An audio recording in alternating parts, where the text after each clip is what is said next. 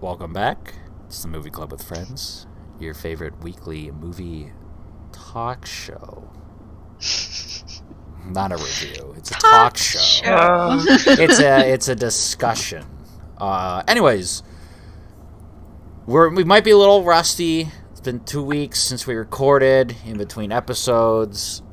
Last episode was Captain Fantastic, a Gabe pick. This week was Into the Wild, a Jeff pick, and a movie that he so strongly put together and compared the two. So really priming it up, aren't you, Mike? Chef, I mean, that's what you did. Chef, why don't you explain why you like this movie, what you're going to give it, but explain why you compared the two. So, I picked this movie because has a lot of similarities with the last one in terms of going into the wild and living off the land. Sorry. I thought it was a more realistic depiction. I don't know why Johnny's laughing. You thought it was a more realistic depiction. I'm gonna assume, based off of all of your reactions so far, that wasn't the case in your eyes. But it was more realistic movie. It was more based in reality. Well, Captain it should Fantastic. be, right? Because it's actually based. It's actually based. Yeah, it was a real thing that It happened. actually happened. Huh. Yes. Okay. Hey, I haven't said anything in any way or form. I thought it was a really enjoyable movie. It was definitely a journey. It made you. It's been 2 weeks since I saw the movie. I'm trying to remember everything now. If you weren't playing auto chess before this, maybe it'd be better. Whoa. Should we come back to your own movie? No. There's 3 different types of people he meets. There's the gypsy people. There's the old man, and there's more. There's one other person. There's the farmer. The teenager. Yeah, that's right, the farmer. Yeah, and then The teenager, Yeah, and the then mini the people, but, weird Danish people. yeah. Oh, So you meet different walks of life of people. He didn't meet any aggressive people, right? Besides after getting thrown out of the train and getting beat up from the conductor, whoever that was. Yeah. He didn't meet any other super aggressive people. Yeah, he didn't meet really an asshole, but I guess he didn't spend Yeah. any time with someone that would be an asshole, so they Yeah. didn't write about That's a him. good point. I thought there would be more asshole. Yeah, I guess in your words, I think there should be more assholes, but at the same time, the point you made where he just wouldn't spend time with them, that makes sense. And we didn't see his entire journey, I guess. We don't know exactly what happened, but no one does, right? He's gone. But the stories that portrayed, I could definitely see. So the movie, pretty much everything is movie version until he gets to Alaska. From Alaska on, it's pretty based off of the journal, off of the real thing. But everything before that was fabricated, or at least what they think it is, or whatever, because no one knows for sure. Well, I thought that he had kept journals, so I mean, obviously it's fabricated to an extent, but he had kept journals, so I think even the person who gave them the boots, right in the beginning of the film when he's going into Alaska, that's played by the real person who gave the real person the boots. Oh, I feel like crazy. they knew there's some things no, this person was real. Obviously, I'm sure the whole Vince Vaughn thing it might be fabricated, but they knew that they followed his steps. They knew he worked on a farm. He developed relationships there. The person who wrote the book, John Krakauer or whatever, he literally did step by step, followed in this person's footsteps in order to write this book.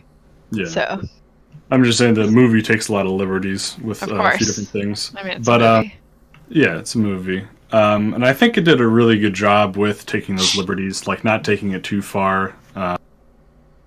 I could definitely see when I saw that movie, I thought to myself, if I did something similar, trying to go out on my own, I could definitely see myself in almost all of those situations. In my own incidental experience, I've kind of experienced stuff like that. Like when I was in Japan for the very first time I went there for 3 months, I did a one-night homestay with a Japanese family. And in that one night, I connected so close with that family. Now, every time that I've been to Japan, when I first get there and before I leave, I always spend at least a week or two with that family. And you're talking about the relationships you made. Yeah, the relationships that I built. Yeah, so it's like in one day, I built such a long-lasting relationship that I didn't, it was off a whim in a sense. And so I can definitely see a lot of these situations in the movie happening in real life. I thought a lot of the emotions were real. It just felt really very real to me, the whole movie. A lot of touching moments with the old man, not wanting. He finally found someone that he could connect with and feel a familial relation with, and the old man has to be one of the best parts, honestly, to me. He didn't want to let him go, but at the same time, he knew that it wasn't his right to keep him, and that's not what he wanted. That's not what the kid wanted. So he was torn between holding on to that bit of happiness that has appeared in his life and freeing the bird out of its cage, in a sense. And I thought that was really well done, really well portrayed. I don't know how. I remember the actor, the kid. His reaction was a little too tame in my mind. I don't know. To what? To the old man, like, kind of breaking down, in the car when he left. That's my biggest problem with this person overall. Like, I think Chris McCandless, like, if this is actually how he acted and treated these, like, the biggest difference, I think, between you, Jeff, and this person, like, obviously I'll take into account this is 1992, but I think he's so selfish. Like, he's just probably he really the most selfish person ever. Like, to me, like, just thinking about his sister and like how much, like, he may have had a shitty, like, I don't know, like, life growing up, like, really, like, his dad was abusive or and stuff, but like, not to talk to your sister for 2 years and her just to worry sick about you for so long. And it's just so selfish. And like so selfish. Selfish. Definitely. Selfish is a good word to use for him, but for me, it was more he's like self-absorbed. Yeah, he's too caught up in himself. He thinks so highly of himself that he doesn't care about these other people. Really, it's like he's so great. Everyone tells him how great he is, and he just gets off on it. He's like, oh, I could fuck Kirsten Stewart, but I think overall she would respect me more if I don't. So that's why I'm not gonna fuck her. And he like just smugly like smiles to himself. I didn't see it like that, but I do agree that he is really self-absorbed. He has his own ideals about everything, and when I saw him, I definitely picked up in the very beginning how, like, he must have been like a philosophy major or who took a lot of philosophy classes, because he is definitely one of those philosopher types. And every philosopher that I've ever met, every philosophy teacher I've ever known has been this cocky asshole that's so fucking I fucking hate them so much because they just think they know everything. They know the answer to everything. And there was a lot of that shown in this guy. I don't know how much of that is true in the real person, but I did appreciate it to a level because no one's perfect. Everyone has their flaws. Some are bigger than others. This was, they tried to portray a person that had good intentions, but also was a dick, And if that's really how he was, then good for them to, like, write that character, because if that's how he was, then they're paying respect to who he is. He had a double major in history and anthropology. Those fucking anthropology majors. Fuck you They're guys. the worst kinds of people. They are not. But overall, I think the movie was really good. It was very visceral. I was not expecting that ending.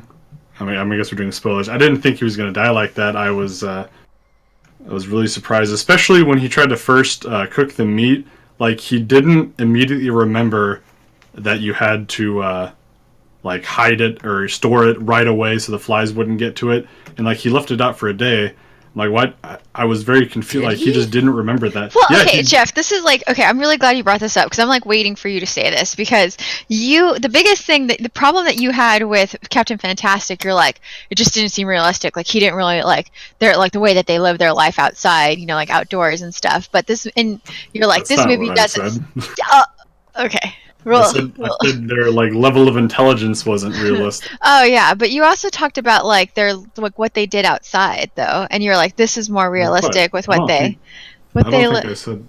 Maybe you didn't. Anyway. I really don't. Viewers, think go back, watch the other episode, and you tell us.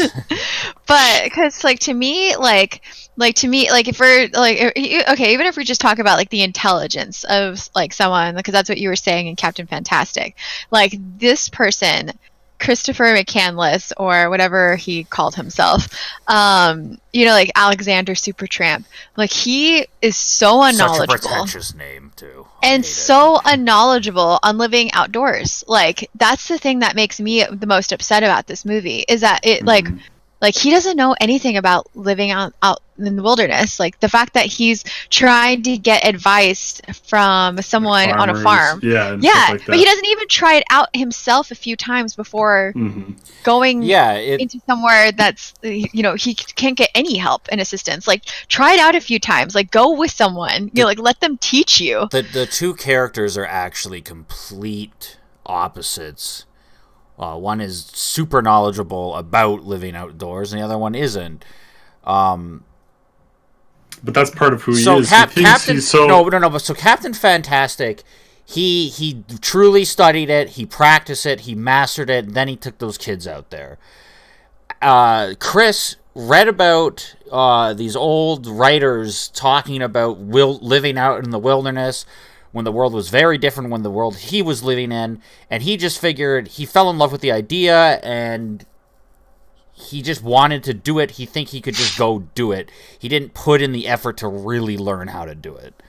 I mean, he did have books like the herb book. And but I feel like that's not and honestly, like I don't know if I can like blame the book. I blame the person who studied and didn't you can't learn everything off of reading the book, and that's like and I mean these are you guys are arguing valid points. This guy, I mean, you said it earlier, like he's very self-absorbed, thinks highly of himself and his intelligence, and he thinks he's right all the time.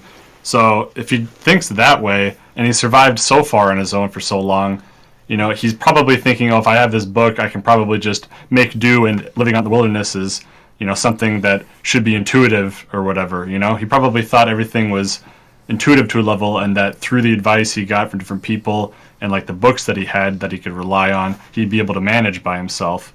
Yeah. If he just left when his rice level was at the danger point, he would have been fine. But he didn't, because he's an idiot. I guess, Jeff, and it would probably have been helpful if I would have re-listened to the episode, and it's been a while. I am confused on why you compared these two movies, because they seem very different from each other. I would never compare them, honestly. They feel like very different movies, other than the fact that they're journey movies. I'm comparing the idea of exiting society and living on your own and surviving on your own. They both have that, right? They both have that theme, and they are arguably both road trip movies. Yeah. Yeah. That's so true. In my movie, the guy, he's raised in society life, college education, whatever, cuts it all out and immediately just drops everything and leaves. And then he lives on his own. In the beginning, he lives on his own in society as a vagabond, and then he eventually lives in the wilderness. And I can't remember how long he was in the wilderness alone.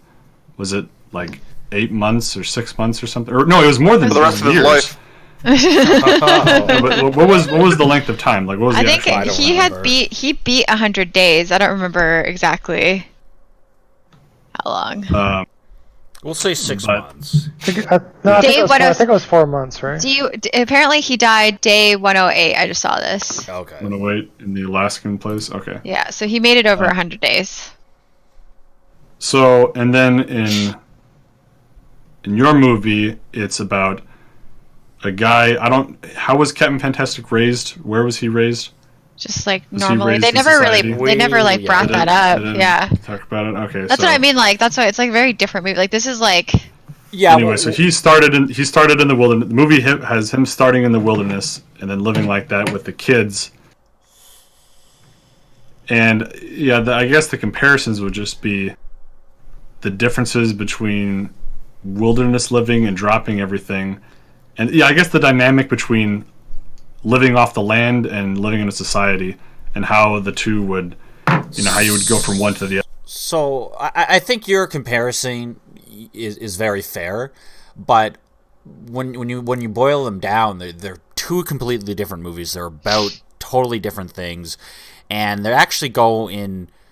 What do you think they're Mr. opposite Fantastic is about? They're opposite of each other, where Mr. Fantastic starts off totally away from civilization, and he ends up being more part of it. Where this kid wants to get away from civilization, and then he at the end he is away from it. That just makes them more comparable. What do you think Captain Fantastic was about? We had a whole episode. We talked about like it's about the dad. Like it's more about like dad self-realization. Like it's more about that. More about that than anything else. Wouldn't you say my movie is about self-realization as well? I mean, is it not? I don't think he realized anything until he was like about to die. Like, that's still self-realization. In the very beginning of the movie, he had a self-realization that he didn't want to live his life this way anymore, and he made the decision to change that, and he did. And then through all the movie, he realizes different things about life and different things about who he wants to be. And then in the end, he realizes what a big mistake he made. I don't think he learned anything. No, I don't think he learned anything. The only thing he learned is that he shouldn't have eaten that one plant. And he's like, shit. There was no moment in the story. Except for the very end, in my opinion. Yeah, and okay, like, because it's not a Hollywood written story, right? They're following what actually happened, and we don't really have those moments. Like in Captain Fantastic, he has the sit down with his son, and all these events happen that changes him. This is just kind of like he was just really in love with himself. He went out to the wild, and while he was dying, he was like, "Yeah, okay, I guess I'm happy out here." I think. Let me boil it down to this. So, Captain Fantastic, a man is coming to the realization that society is okay, and then he can go back to it. In my movie, a man is coming to the realization that the wilderness is not all it's meant to be, and then he dies. They're both realizing, one thing. Captain Fantastic is realizing society's okay. I think he realized... No, I think he still doesn't like civilization. I think he's just... It's better for my kids. Yeah, it's more sacrificial. Yeah. Mm-hmm. Yeah. I mean, it's still a realization. Yeah, I know. But I was saying... Yeah. Just because the realization in Into the Wild is at the end of the movie doesn't make it any less of a realization, I mean, he died. Mm-hmm. That's like... While both movies are very similar in the way that they're both about the extremes of living without society, essentially, I think one is about, in my eyes, Captain Fantastic was about how basically a journey of this guy and how he needs to accept, I guess, society / raising his kids, and that's how he ends the movie, finding the good medium for him. The other way around, it was him trying to realize, well, I don't even know, he was just kind of chasing after this love of this idea of being away from society, and then him coming to the realization that, you can't enjoy it without others, kind of thing. So they were similar, right. But I wouldn't think that they're that similar. I can see what you're going with, and both could be. I mean, we've already argued back and forth, and I could see that they can both be argued back and forth. But my personal opinion was that it's loosely related, but not to the extent that I'd call it out hugely. I guess another. This might be what you were referring to, Julie. Was we have no backstory on Captain Fantastic. He's just. We enter this movie as him being this genius wilderness person, right? He knows how to live on the land. He knows how to do everything. Whereas, I guess I was looking at my movie thinking, okay, if a person like me suddenly went into the wilderness, this is probably what would happen. The movie Into the Wild. That's probably what would happen. I would probably die. So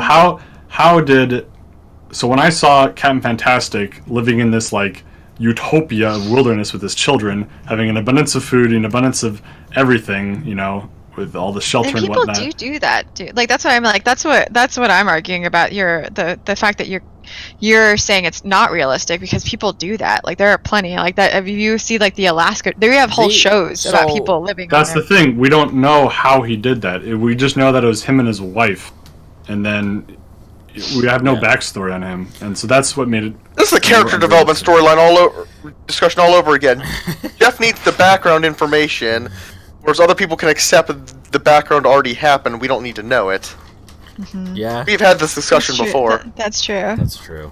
So, what would you give this movie, Jeff? Someone post the thing. I did. It's in the movie club chat. Let's see. I would give it.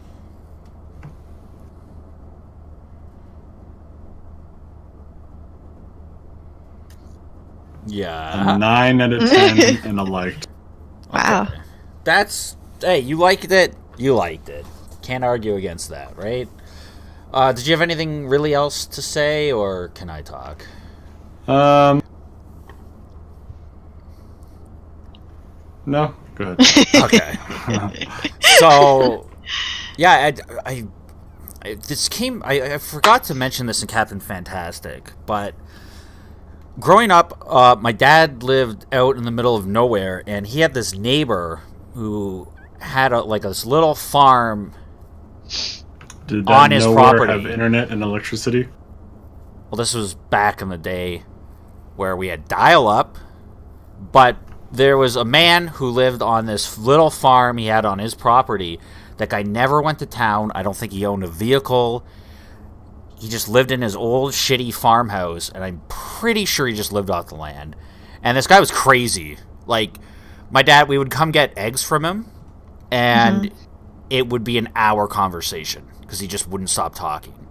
And there's all these fucking moments where my dad and us were like pulling out of our in our car, and we're just like waving, and he's just standing there just talking still. That's so sad to me. Yeah, it is, and it was really sad. What is there a point to the story? No, it's just that I knew someone that actually just kind of lived off of the land in its own way. Like, okay, he had chickens and stuff, and I'm sure he probably went to town sometimes, but that guy could have lived out by himself, didn't have to go to town.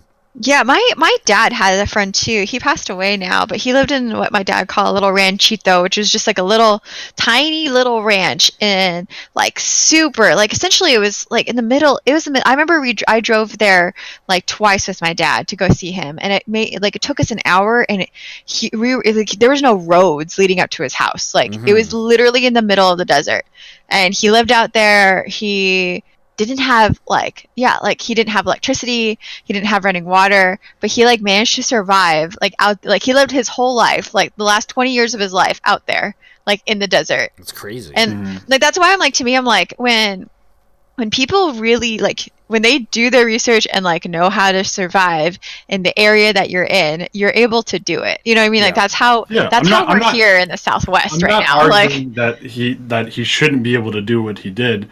Well, I am. I'm arguing that he shouldn't be able to do it as well as he did.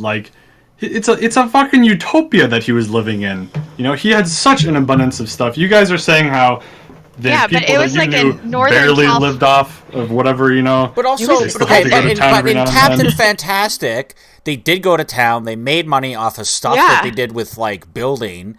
Also, the oldest son is how old in the movie? That's how long they've been doing that for. The first 5 years could have been fucking torture for them. But they've been doing it for so long that's why it's so established. That's a good point. That's a good point. Yeah, that is a really good point. So, anyways, we're done talking about. Well, we compare it if you want, but let's talk about. I'm going to talk about Into the Wild. So I'm going to give this movie a 4. I'm going to give it a 4, and I'm going to say I was going to say disliked. I'll give it a like. I might actually rewatch this movie sometime down the road. Because it's... I don't know.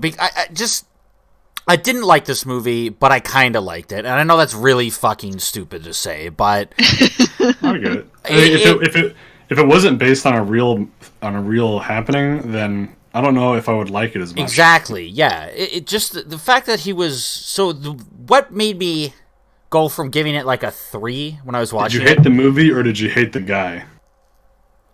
Kind of both. But, okay, what I'll say is what bumped it up from a 3 when I was watching it was at the end of the movie when they showed the real picture of the guy, the last picture he was in. That was really just touching for me because he did kind of look happy. Yeah. But at the same time, that guy looks completely different from the character that they made for him this movie. Much like what you said about philosophy majors, Jeff, yes, I can't stand those people. I had a friend growing up who eventually went into philosophy because that was what he was interested in. That was great. Whatever. But he would read stuff online and he was able to regurgitate it. So we would all be talking about something and he would just quote like a Wikipedia page and everyone would be like, "Oh, wow, you're so smart." And it's like, you're not smart. You can just remember things well. You can just quote things. Like, that's not, sure, it's, you have that knowledge, but, like, that's not your own thinking. Personal, critical, thinking, personal knowledge. Like, it's how you use the knowledge. Not just, you can repeat it. And that's what this guy was, he's with the hippies and he's, saying lines from books, and they're like, "Yo, that's far out, man." Super insightful. Yeah, and it's like, you're not. You're just a douchebag, but you look smart towards ignorant people? Cool. I wonder if I would appreciate this movie more if I was younger. I'll be honest, I think if I was in high school or even early college, maybe I think I might have a different view on it. Yeah, you'd watch it and be like, "I want to go out in the wilderness." Yeah, because right now, all I can think about, whenever I saw that scene where he's helping the hippies with their marriage, I'm just like, "Fuck you, you 22-year-old punk! Don't give me goddamn marriage advice. You don't know shit about shit." Yeah, I didn't really like that scene either. Yeah. No, but that's how I feel constantly. It's because I'm because I can't help but keep thinking and I remember and the problem is that I'm not being fair because I remember how I thought of myself when I was 22. I'm no, I know things, I'm smart and blah blah blah. But thinking back on myself at 22, I'm I didn't know anything. I didn't know anything. You know, yeah, no, same. So right now, recording this, I'm 29 years old. When I was 16, I thought that was as smart and mature as I was going to get because I'd been through stuff and I was an idiot. Then at 20, it was I was such an idiot. 24, when I was 20, I was so dumb. Now I'm every 4 years, I'm I was so stupid back then. Yes, yeah, I'm fuck. I didn't know shit.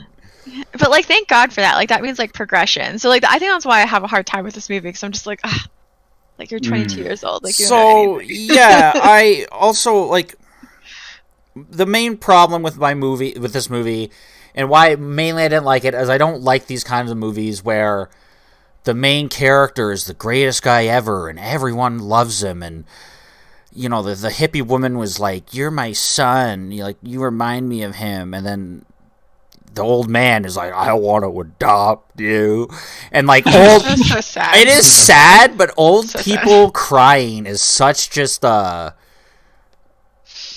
anytime an old person cries in a movie, everyone's going to think it's a great moment because, like, we all think old people are adorable and we all feel bad for them because they're old because we think about how we're going to be when we're old and we're dying. And, yeah, it's super relatable. It's super sad always. So, yeah, I like the old man, but at the same time I go, yeah, they put it in there because they wanted some more emotional points, you know? I don't know. Yeah, that's a good argument. What else do I want to say? Okay, so he goes back to the river because he's leaving. He's finally like, yeah, I'm out of food. I gotta leave. It's over flooded.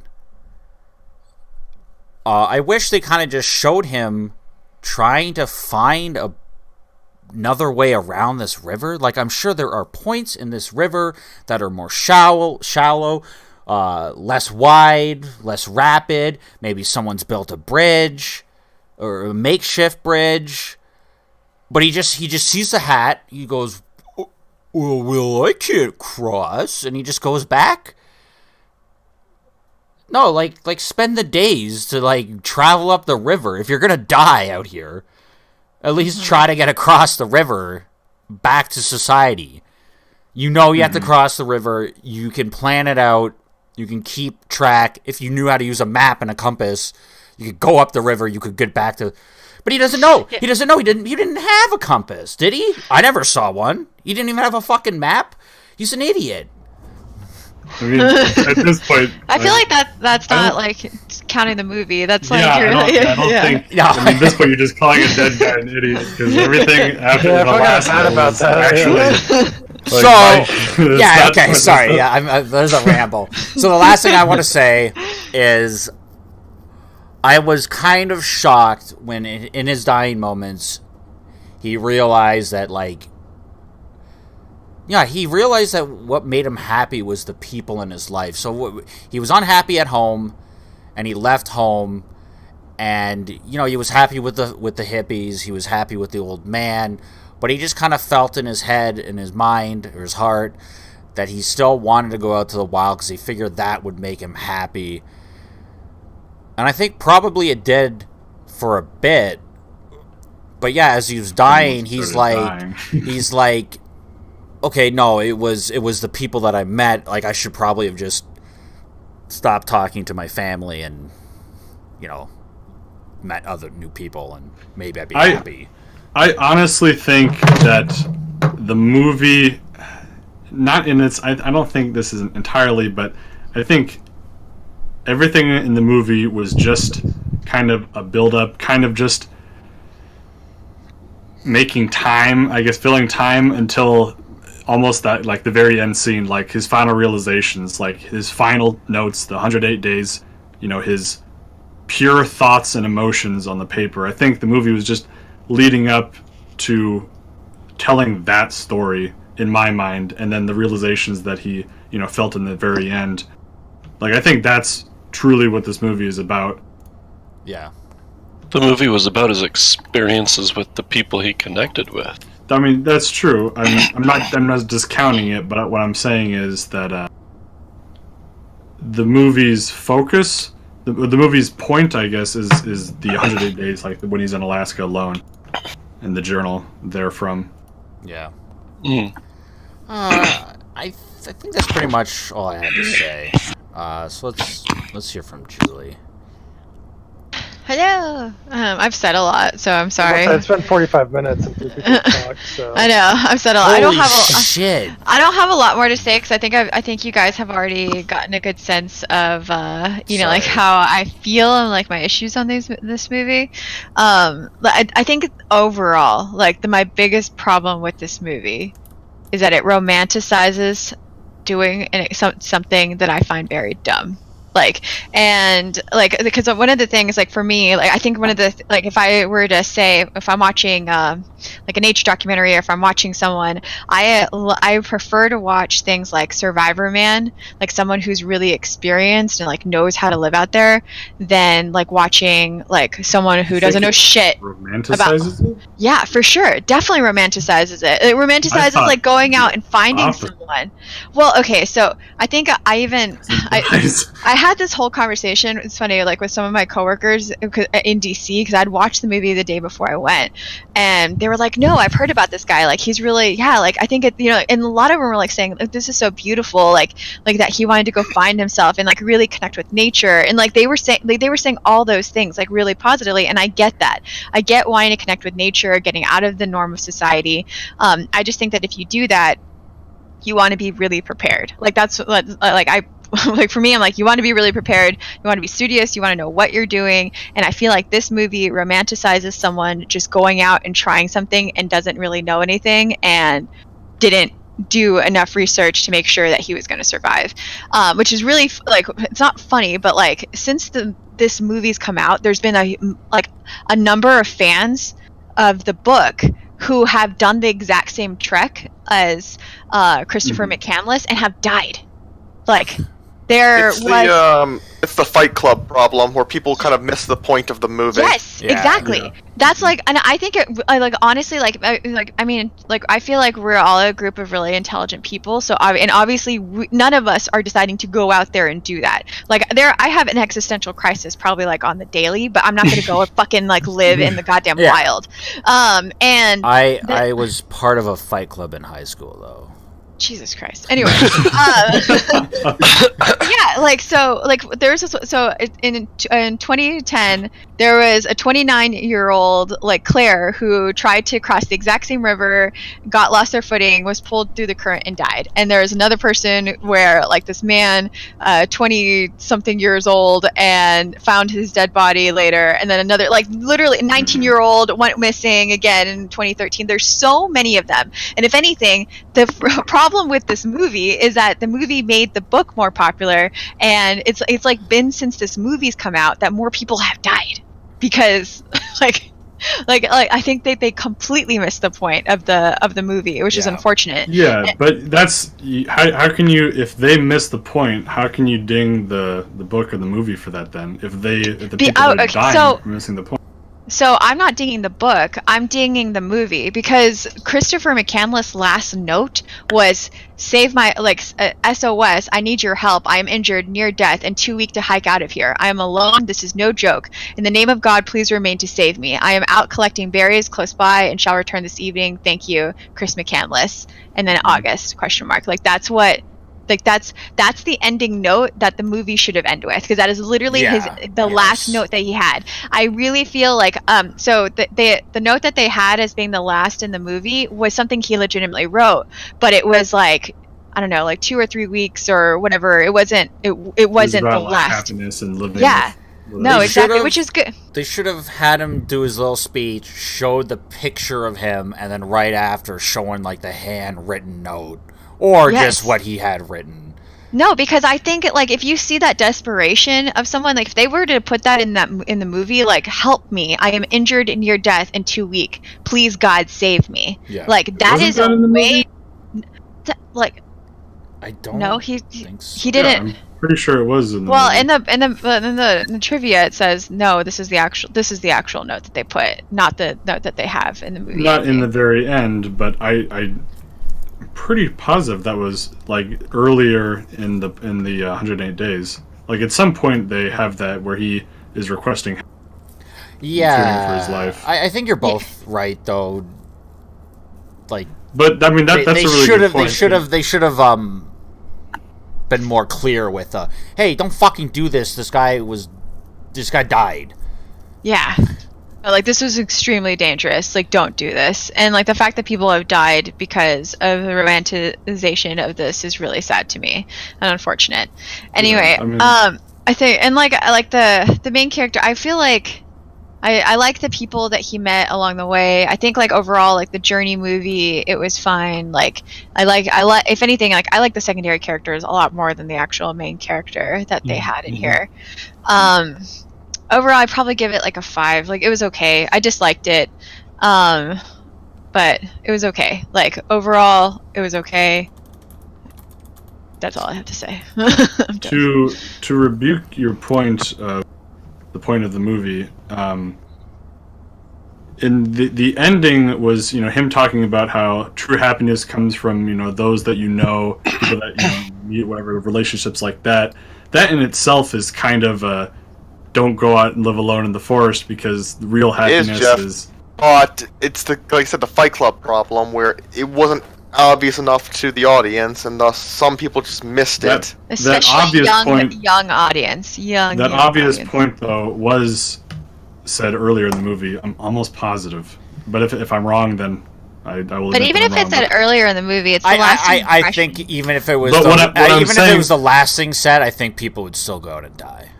Yeah, probably. But what I'm trying to get at is the point that the movie, what I saw, the point the movie was trying to make was, here's a guy that made a decision in his life, and he's stuck, and he went through, and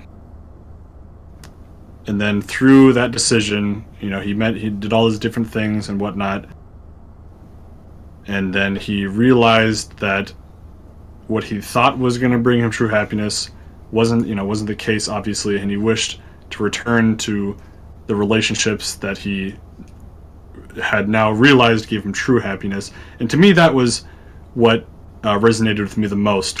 Was I probably watched this when, I think, at a time in my life where I was traveling a lot myself, and I was still in the military, and had to decide between staying in and getting out, big life decisions or whatever. And the idea of making a gigantic decision like that and then just going with it really resonated with me. And then the realization at the end, like at the beginning I was like, yeah, like fuck yeah, I would totally do this, and then as he got into the forest, my idea of it got more and more dim, of like, this actually, I don't think this would be not fun in a sense, but I don't think this would bring happiness. Like, I could see that he was happier when he was on the journey itself rather than the destination, which was the bus. And then, during the very end, it confirmed my beliefs of that's not the way you should do. I respect him for making, the decision and following through with it, but I can take this experience, his experience, his life, and learn from it, and hopefully improve. Yeah, like I said, I think we're a group of pretty smart, intelligent people. Like I'm gonna toot our own horns here. I'm just saying, but if I'm smart and I got the real point of the movie, then does a movie become bad if it doesn't cater to the lowest common denominator? No. Then how can you make this argument that that's a negative point for this movie then? Because people are dying.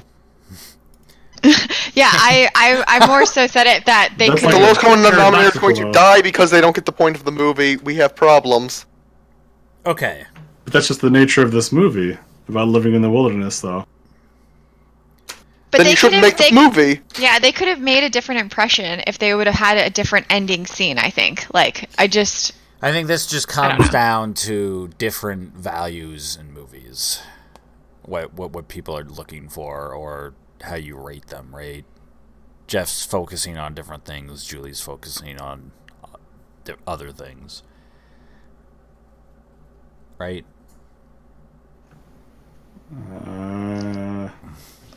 I don't know anymore. Anyways, and I guess I think the other reason why I didn't enjoy this is that it was kind of boring. I guess I should add that. But and anyways, quickly, when we were in Florida, standing out in front of the ocean, very powerful moment. There's a lot of romance with the ocean and nature.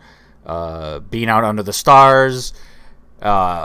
When I lived out in the middle of nowhere, it's beautiful, and you feel something, but that doesn't make me want to go be around it all the time and go get lost in it. I think that's good, Mikey. I'm glad you won't be one of the people. Yeah.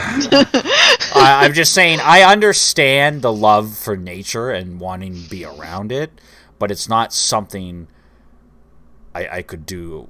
I think if you did it all the time, it would just kind of lose it's meaningful. I'm sure the pioneers were like, fuck this shit.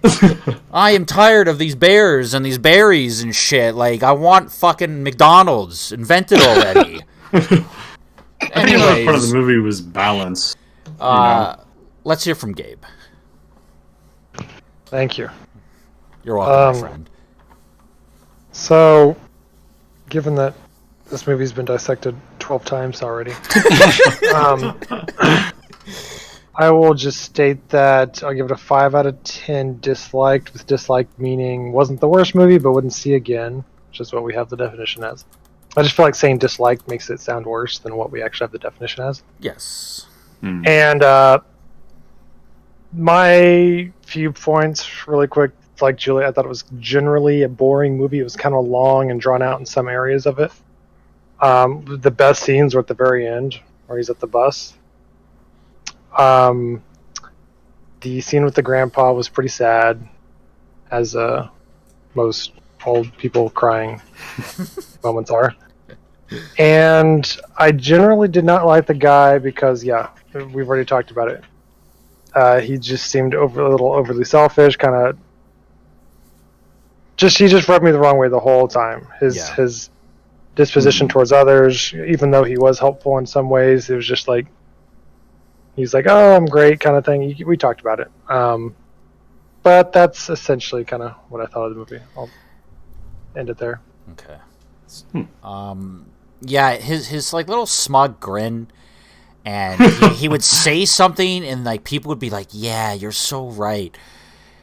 It's like I couldn't tell if it was the actor, if that's how he was supposed to play the guy. Yeah. Because if it was the actor, I might have liked the movie more. There's a huge difference between people that are just like super genuine and they're actually enjoying the moment, and these people that like are like, "Hey everyone, I'm enjoying this. Like I'm living my life." Like it was so phony. Okay, Jared. All right. Again, this movie's been dissected to death. I'm giving it a 3 out of 10 only because I was just extremely bored the entire time. I tried to get into it. I could not. 3 out of 10. And then I just hated the guy. That's not the movie's fault, obviously. Wait, Jared. I love Jared. you, 3 out of 10. 3 out of 10, and you hated it? Disliked. Okay. That's Jared. Really quick, I want to add one more thing. I thought it was so funny when he burns his money and then he has to go and work at fucking Burger King. That's stupid. That's the epitome to me. That's the epitome to me of a stupid young person. Maybe you should turn around now because you're working at Burger King. I thought that was hilarious. Oh my god, it reminds. So, babe, you brought this Maybe up. he So wanted I to can't. start from nothing. I can't take this quote as a credit. But do you guys remember when we watched Lady Bird and the guy that's like, money? Like, I just want to like barter. That is this fucking dude. Yeah. That is this dude. Like, money is just a construct of society, and like that's not. Anyway, okay. Gabe mentioned it. It's not mine. I can't take credit for that. It's cool. Go on, Jared. No, that's pretty much what I had. You guys just talked about all the other points about this movie. I had more, but again, you guys have already discussed it all. I was just really bored throughout this entire movie. Again, I'm sure it's a very well-made movie. In fact, I know it is, but I don't want to watch it again. That's what it comes down to. That's completely fair. I'm thinking... Also, I didn't watch Mr. Fantastic, so I don't really have a comparison, unfortunately. I'm thinking maybe I should space between me, Jeff, and Julie, because we seem to be the more ramblous, and then we always end up talking about everything. It could just be because y'all are always first. Yeah, maybe That's I should what he's saying. That's what he's rotate saying. more. Yeah. Well, I thought he was trying to. We should connect it. randomize the order because that way it'll give us every time because whoever speaks first is allowed essentially to speak about anything they want, and they could in turn speak about everything possible, and then people near the end are like everything's already been said. I still say like I will bring up the first points. person should definitely be the person who chose them. Who picked it. Yeah. But I always say like, and I'll bring up something that Julie brought up because like it's like I want to talk about it, sure, it was already talked about, but like maybe I have a different opinion on it. We should talk about this after. Yes, sorry. Jonathan, finish us off. Yeah. I'll give this movie a 7 and a good dislike. Oh. I'm not gonna recommend it to people, but it was a good film. So it's a good film and would recommend if asked upon, but mostly not likely a repeat movie. Yeah, I mean, I'm not gonna recommend it though. So anyway, getting that out of the way, I wanted to go back. I forgot he did this. This guy, like you guys were saying, he's so arrogant in his ways, and he just thinks so highly of himself. He literally carved in a quote into the bus, the wood part of the bus. This is what it says. 2 years he walks the earth. No phone, no pool, no pets, no cigarettes. Ultimate freedom. An extremist. An aesthetic voyager whose home is the road. He carves that himself. Yeah. Talking about himself. Yeah. Anyone that calls himself an extremist, fuck yourself. And he was definitely an extremist, though. I mean, like he refused to go home, even though his rations were very low. Like but you don't. He really understood himself. It's like when I make the joke when I go, "Yeah, I'm the nicest guy here." It's like when you have to tell people you're something, you're probably not that thing. Yeah. But when I don't know. No, for sure. I don't know. Maybe it's just my arrogance. I was going to make the argument that was he, since he's alone, is he talking to other people or is he just, essentially talking to himself? But that's too far-fetched. He's definitely writing that for after His he legacy, dies, man. for other people to read. They're going to make a movie about me. I don't think that went to his head, Mike. I don't think he was thinking of his legacy as he was dying. It's going to be up for 2 Oscars. I know it. So after The after Oscars hearing, were just about the soundtrack, by the way. Come on. The soundtrack was so... bleh. After hearing, I'm sorry. Are you done, John? I don't want to. No, but what were you gonna say? After hearing everything you guys have said, your ratings and whatnot, and then kind of like, dissecting the movie in a sense, I think I saw it probably 2 years ago, I believe, and then recently again. I definitely saw it with rose-colored glasses. I just loved the idea of the movie so much, and then I guess the points that I saw that it was trying to make, I really didn't even think about how much of a dick the character was, to be honest. I guess I wasn't even looking at that. I guess I just saw the movie and it just resonated with me. Dude, that's what I'm saying. I think if I would have seen it more than not. Yeah, if I would have seen it when I was at your age, when you saw it 2 years ago, I think I would have had a very different opinion. In all honesty, it's so funny. I mean, this is super off topic, but already with the first episode of rewatching Code Geass, yes, I'm not sure how you say it. And it's not an actual Japanese word, but I like looking back and I'm already thinking about how much how arrogant Lelouch is, how dickish she is. But I remember when I was first watching it when I was in high school, I'd be like, oh my god, he's so hot, he knows exactly, he's so smart, he's just so insightful, he's just the best. And I loved him so much. He was plastered everywhere for me. Yeah. And now I'm already thinking back, I'm like, oh my god, he was a dick. And that's how, I don't know, this is how I imagine if I was watching this movie when I was in high school or early college, and it'd be like, oh, he's so, world changing. Similar, me and you, Jeff, with Gurren Lagann. We both saw it at very crucial moments in our lives, and it was very powerful. I still love it. It's one of my favorite animes ever. But now that I'm older, it's kind of a little more shallow than I Yeah, probably honestly, thought it was. I saw it with my brother again recently, and I saw like the last 6 episodes with him, and it wasn't the same. It was so weird. I still love it, man. I got the Kamina tattoo on my quarter of my shoulder, of my torso. I love it. I love that character. But it's just you're older now, and it's not resonates as different, mind-breaking as it was back then. And I guess that's kind of maybe what happened with you in this movie.